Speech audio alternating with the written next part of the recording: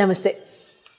12 రాసుల వారికి కూడా ఈ నవంబర్ మాసంలో ఏ రకంగా ఎంత చక్కగా ఉత్తేజంగా ఉండబోతోంది, ఎటువంటి గ్రహ మార్పులు రాబోతున్నాయి, ఎటువంటి సంచలనాలు మీ లైఫ్లో రాబోతున్నాయి, లేకపోతే ఎటువంటి చిన్ని జాగ్రత్తలు తీసుకోవాలి అనేవి తెలుసుకుందాము. మరి ఇంకెందుకు ఆలస్యం, పదండి. వృశ్చిక రాశి వారికి నవంబర్ నెలలో ఏ రకంగా ఎంత ఉల్లాసంగా ఉత్తేజంగా ఉండబోతోంది, ఎటువంటి ఆపర్చునిటీస్ వస్తున్నాయి, ఎటువంటి జాగ్రత్తలు తీసుకోవాలి, అసలు జాగ్రత్తలు తీసుకోవాలా లేదా, ఇటువంటివన్నీ తెలుసుకుందాం రండి. వృశ్చిక రాశి వారికి మీ రాశి లార్డ్ వచ్చి కుజ భగవానుడు మీ రాశిలోనే సంచారం చేయడం, బుధ భగవానుడితో కలిసి రవి కూడా చకచక నవంబర్ 16వ తారీఖు వృశ్చికానికి వచ్చేయడం, ఇంకే తర్వాత శుక్ర భగవానుడు వ్యయ స్థానంలో 12వ స్థానంలో, గురు భగవానుడు మీకు నవమ స్థానంలో భాగ్యస్థానంలో అయితే శని భగవానుడు మీకు పంచమ స్థానంలో, తర్వాత రాహు భగవానుడు చతుర్థంలో, కేతు భగవానుడు దశమ స్థానంలో సంచారం చేయడం జరుగుతుంది. హెల్త్ పరంగా కనుక చూసుకున్నట్లయితే మీ ఇండివిజువల్ పర్సనాలిటీ, హెల్త్, మీ సెల్ఫ్ ఆలోచన, మీ థింకింగ్ కెపాసిటీ, ఇవన్నీ కనుక చూసుకున్నట్లయితే రాశి లార్డ్ కుజ భగవానుడు మీ రాశి అందే సంచారం, కుజుడితో పాటుగా బుధ రవులు ఇద్దరు.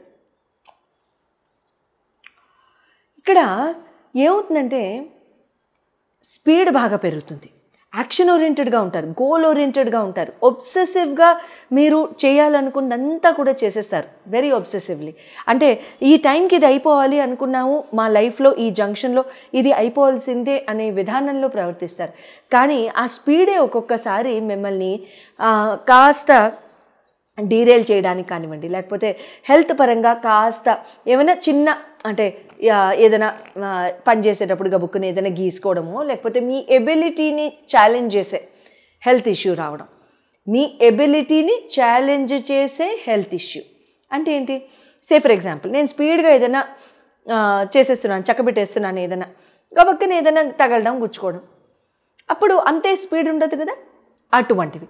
సో ఇక్కడ ఒక చిన్న, ఎక్కడైనా సరే ఒక చిన్న చుక్క రక్తం ఏదైనా కాస్త గుచ్చుకోవడమో తెగడమో లాంటివి, చిన్నది ఒక చుక్క అంతే, అంతకంటే ఏం లేదు. సో అటువంటివి ఏమైనా జరగడం, బళ్ళు నడిపే వాళ్ళు ఎవరైనా ఉంటే మాత్రం కాస్త జాగ్రత్తగా మీరు వెహికల్స్ నడపండి.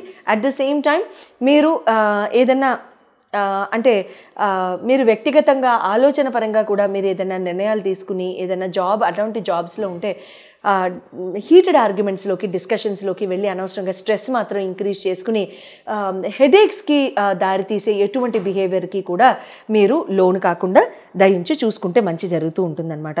ఇక్కడ ఎడ్యుకేషన్ అండ్ లవ్ పరంగా కనుక చూసుకున్నట్లయితే మీకు గురు భగవానుడు మీకు పంచమాధిపతి అవుతారు కాబట్టి, ఆయన భాగ్యస్థానంలోనే ఉన్నారు కాబట్టి ఇక్కడ మీకు ఏమవుతుందంటే మీకు మంచే జరుగుతుంది, చాలా ఉత్తేజంగా ఉంటుంది. అంటే లాస్ట్ 1 year నుంచి కూడా, లాస్ట్ 4-5 months నుంచి కూడా గురు భగవానుడు మీకు అష్టమ సంచారం చేయడం, ఇప్పుడు ఆయన భాగ్యానికి రావడం, హఠాత్తుగా ఎవరికైనా digestive issues, intestinal issues, ulcers, operations, surgeries లాంటివి ఏమైనా అయితే పూర్తిగా ఇక్కడ మీరు కోలుకోగలగడం లాంటివి ఇక్కడ జరుగుతూ ఉంటాయి. అట్ ద సేమ్ టైం మీరు ఎడ్యుకేషన్ పరంగా, విద్యాబుద్ధుల పరంగా certification, skills and certifications, at the same time మీరు మీ స్టడీస్ పరంగా కానివ్వండి, లేకపోతే స్కిల్స్ అండ్ సర్టిఫికేషన్ పరంగా కానివ్వండి, ఎటువంటి ఆస్పెక్ట్స్లో అయినా సరే you can take good decision. ఆ డెసిషన్ తీసుకుని మీరు ముందుకు వెళ్ళడం లాంటివి ఇక్కడ జరుగుతూ ఉంటాయన్నమాట. ఇక్కడ మీరు ఏది చేసినా సరే, లేకపోతే మీ స్కిల్ సెట్ని పెంచుకునే విధానంగా ప్రవర్తించడం, లేకపోతే ఎగ్జామ్స్ ఏమైనా రాస్తుంటే చాలా చక్కగా మీకు మార్క్స్ రావడం లాంటివి కూడా ఇక్కడ జరగడానికి సంపూర్ణ అవకాశాలు ఉంటూ ఉంటాయి. తర్వాత at the same time government exams ఎవరైనా రాస్తున్నట్లయితే, ఇక్కడ టీచింగ్ ఎడ్యుకేషన్ పరంగా గవర్నమెంట్ ఎగ్జామ్స్ ఎవరైనా రాస్తున్నట్లయితే wishing you all the very best. ఈ టైంలో before December 5th, I repeat, before December 5th లోపు ఉన్న ఎగ్జామ్స్ ఎవరైనా ఉంటే మీరు చక్కగా గత 1 year 2 years నుంచి ప్రిపేర్ అయ్యి ఉంటే అప్పుడు మీరు క్లియర్ అవుతారు. Okay, all the very best. Marriage పరంగా కనుక చూసుకున్నట్లయితే శుక్ర భగవానుడు మీకు సప్తమాధిపతి, ఆయన వ్యయస్థానంలో ఉన్నారు.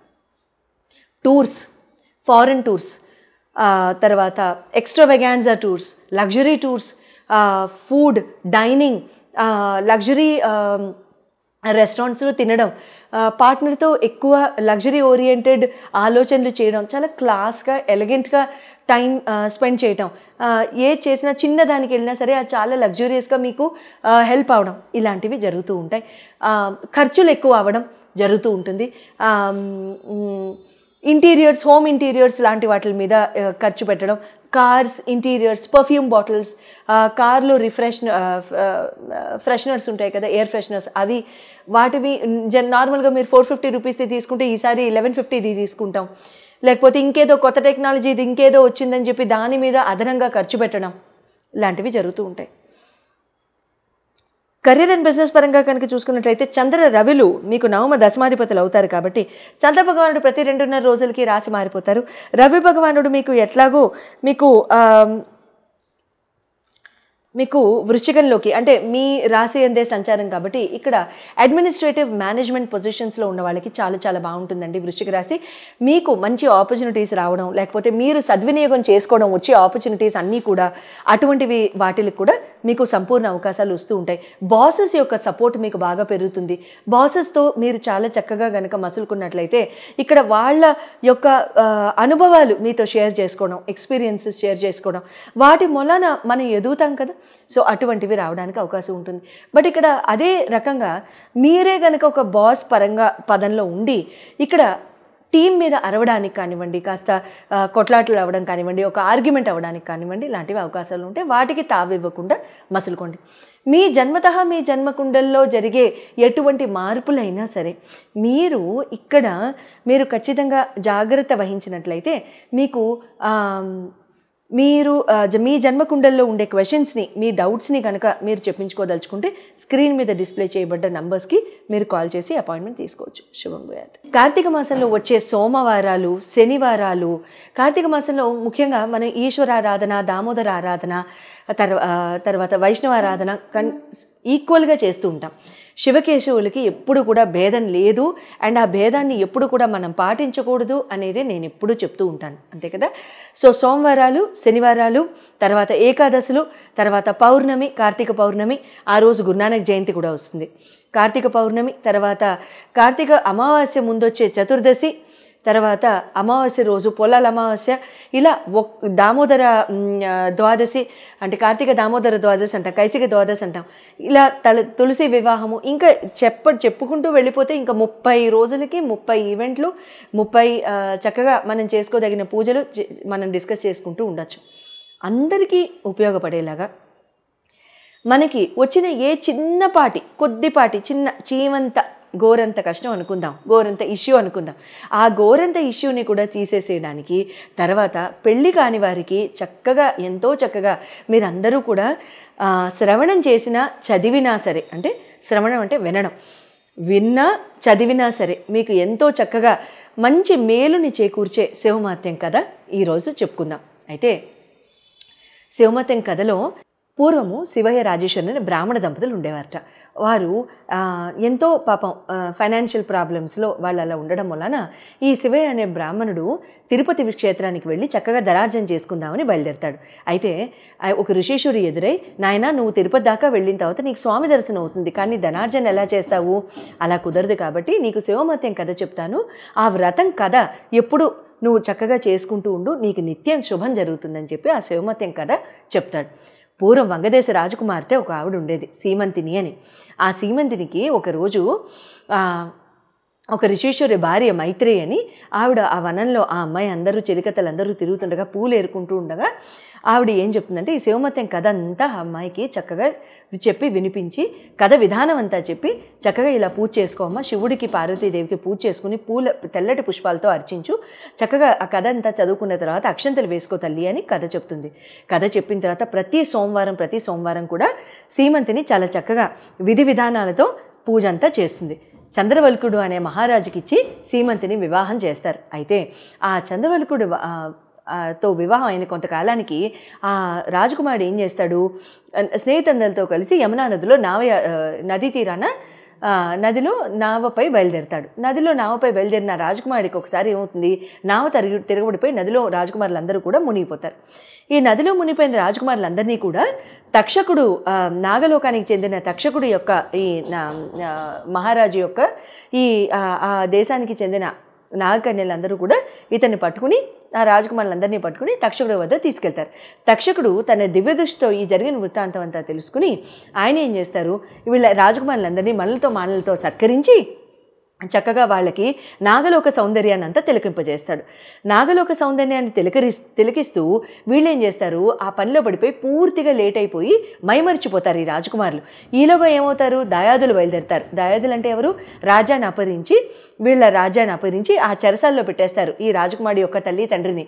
సీమంతిని కూడా పాపం అన్నీ కోల్పోయి ఆ చెలికత్తలతో నదీ స్నానానికి వెళ్ళి పాపం దిక్కుతోచిన దానిలాగా ఉంటుంది. ఒకరోజు బొట్టు కూడా లేకుండా నదీ తీరానికి వెళ్ళి అక్కడ స్నానం చేసి వస్తుంటే ఈలోగా ఈ సీమంతిని చేసిన కథకి శివుడు ప్రసన్నమై శివుడు కల్లో కనిపించి చెప్తాడు ఈ అమ్మాయికి, నాన్న నీ భర్త వస్తున్నాడు, నువ్వు భయపడకు, చక్కగా పూజ చేసుకో అని. ఈలోగా రాజకుమారుడికి జ్ఞానోదయమై శివుడు దయ వల్ల తక్షకుడికి చెప్తాడు, మా వాళ్ళందరూ ఎంత ఇబ్బంది పడుతున్నారో, నేనేమో ఇక్కడే ఉండిపోయాను, నేను ఇంకా బయలుదేరుతానండి అని చెప్పి నమస్కారం చేసుకుని తక్షకుడు అమృత భాండం ఇస్తాడు. నీకు నీ భార్యకి నీ కుటుంబానికి కూడా ఎప్పుడూ కూడా ఏమాత్రం లోటు ఉండదు. అమృతం అంటే ఏంటి, ఇంకా ఆల్మోస్ట్ ఇంకా మరణం లేనంటే. ఆ భాండం తీసుకుని అమృత కుండంతా తీసుకుని తక్షకుడు బయలుదేరతాడు. నది తీరం దాకా చేరేసరికి బొట్టు లేకుండా ఉన్న సీమంతిని చూసి తక్షకుడు అసలు గుర్తే పట్టకుండా సీమంతిని కూడా భర్తను గుర్తుపట్టదు. జరిగిన వృత్తాంతం అంతా మాయవి రూపంలో తక్షకుడిని తలుసుకుని మాయా వేషం వేసి జరిగిన వృత్తాంతం అంతా తెలుసుకుంటాడు. వెళ్ళి తల్లి నీ భర్త 3వ రోజుకి తిరిగి వస్తాడు అని భర్తే భార్యకి ధైర్యం చెప్పి మాయావేషంలో ఉన్నాడు కదా, సో భార్య కూడా గుర్తుపట్టదు. వెళ్ళిపోయి దాయాదులందరికీ హెచ్చరిక పంపిస్తాడు, నేను ఇలా తిరిగి వచ్చేసాను, మీరు రాజ్యం వదిలేసి వెళ్ళిపోండి, మీరు కనుక రాజ్యం వదలకుండా వెళ్ళిపోతే యుద్ధానికి సిద్ధం కండి అని. అప్పుడు వాళ్ళందరూ కూడా భయపడిపోయి వెళ్ళిపోతారు. ఆ వెళ్ళిపోయింది వాళ్ళు అట్లా వెళ్ళిపోతారు కదా. ఈలోగా చెరసాల నుంచి తల్లిదండ్రిని విడిపించుకుంటాడు. తల్లిదండ్రి ఏమంటారు, సీమంతిని చేసిన శివమత్యం కథములానే ఇదంతా ఇంత మంచి జరిగింది, లేకపోతే ఈ రాజ్యము భ్రష్టు పట్టేది, అందరం కూడా కోల్పోయేవాళ్ళం మొత్తం అని చెప్పేసి వాళ్ళు అనడం జరుగుతుంది. అప్పటి నుండి ఈ దంపతులిద్దరు కూడా నిత్యం శివమత్యం కథ చదువుకుంటూ ఎల్లవేళలా చక్కగా ఉంటూ అంత్యమున శివ సాన్నిధ్యం చేరి మోక్షాన్ని పొందుతారు. పెళ్లి కాని వాళ్ళు ఎవరైనా ఉంటే ఈ శివమత్యం కథ స్త్రీల వ్రతకథ పుస్తకాల్లో ఉంటుంది, ఆన్లైన్లో కూడా దొరకచ్చు. నేను చూడలేదు ఆన్లైన్, మీరు వెతకండి. ఒకవేళ నాకే దొరికితే కనుక నేనే మీకు పీడిఎఫ్ రూపంలో పంపించేస్తాను, డిస్క్రిప్షన్లో ఉంటుంది, చూసి డౌన్లోడ్ చేసుకోండి. కథా పుస్తకాలు మీకు కష్టం అయితే కనుక ఎల్లప్పుడూ ప్రతి సోమవారం చక్కగా ఉపవాసం ఉంటూ తలస్నానం చేసే నియమం ఏం లేదు, చేయాల్సిన అవసరం లేదు.